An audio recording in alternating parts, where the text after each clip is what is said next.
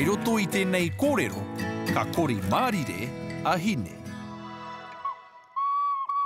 He hu mārire he waitī te whakatangi a Hine I tētahi rangi reka.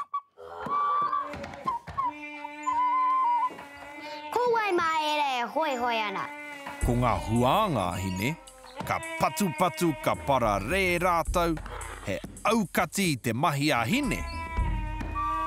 Ka ngana a Hine, kia mau te aro, engari he hoihoi rawa no ngā tama. Guruna tama hoihoi rā. Ka whakaro no a Hine, me pēhea rā te whakatau I ana huānga hoihoi.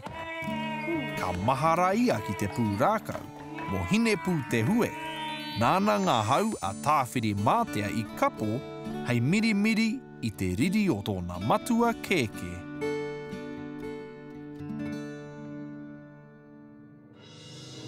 Ka wehe a rangi nui me papatu anuku.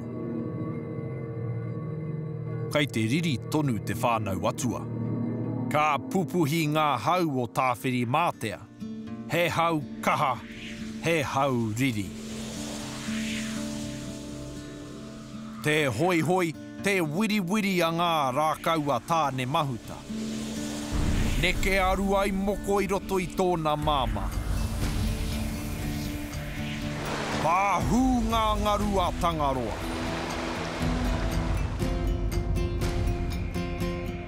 Pākō ngā taiaha o tū mātauenga.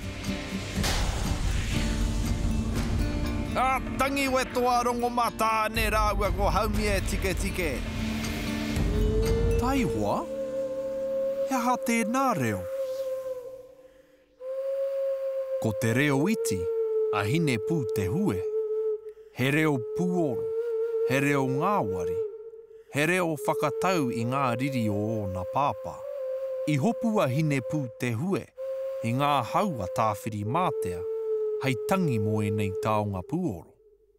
Te hue puruhau, te hue puruwai, te poi a whiowhio, te oro ruarangi, te kōwauwau ponga ihu.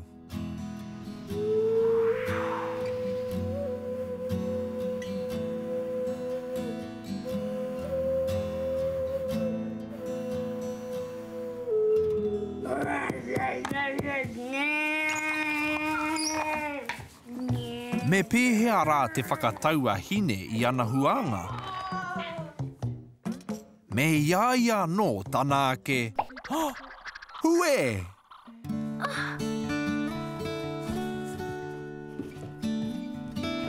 Ka hipa atu te oma a Hine I ngā tama ki te kapo haere I o rātau pū kere hau.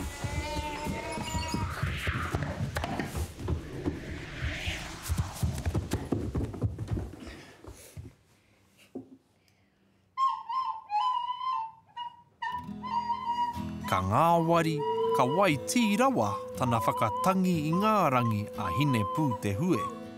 E tau ai, e mārire ai ngā tamara.